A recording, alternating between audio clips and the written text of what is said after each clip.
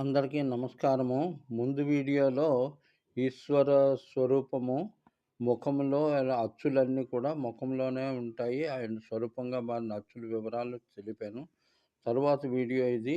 తదుపరి ఏంటంటే కామరాజు కూటమి శివస్వరూపం మధ్యమ భాగం అనేటువంటి ఈ వీడియో.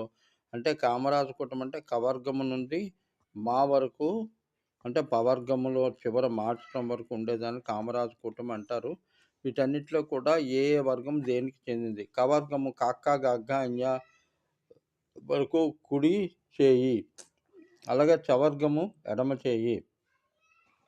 అలాగే టవర్గము